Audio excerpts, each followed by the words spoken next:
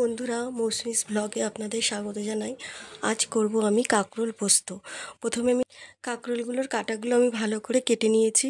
কেটে ভালো করে চাকচাক করে কেটে জলে ভালো করে ধুয়ে পরিষ্কার করে নিলাম। তারপর ওর মধ্যে নুন আর হলুদ মাখিয়ে কিছুক্ষণের জন্য রেখে দিলাম।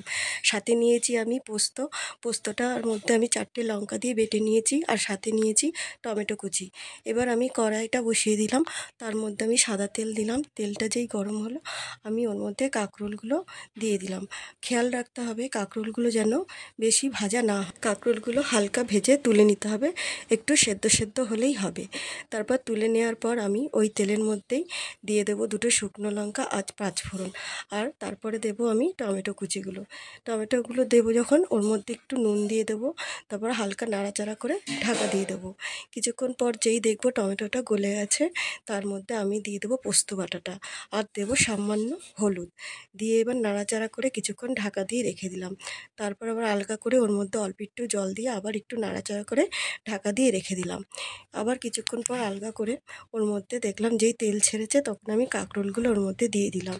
দিয়ে দেওয়ার পর আমি নাড়াচাড়া করে অল্প জল দিলাম, স্বাদ মতো চিনি দিলাম, আর একটু সর্ষের তেল ছড়িয়ে দিয়ে নাড়াচাড়া করে ঢাকা দিয়ে রেখে দিলাম। কিছুক্ষণ পর আবার ওটা আলগা করে নাড়াচাড়া করে দেখলাম যে কাঁকরোলটা আর একটু সেদ্ধ হবে, তার জন্য আমি আরেকটু ঢাকা দিয়ে রেখে দিলাম। তারপর আবার কিছুক্ষণ পর আলগা করে দেখলাম রান্নাটা কমপ্লিট হয়ে গেছে। এইভাবে আজকের রান্নাটা আমি শেষ করলাম।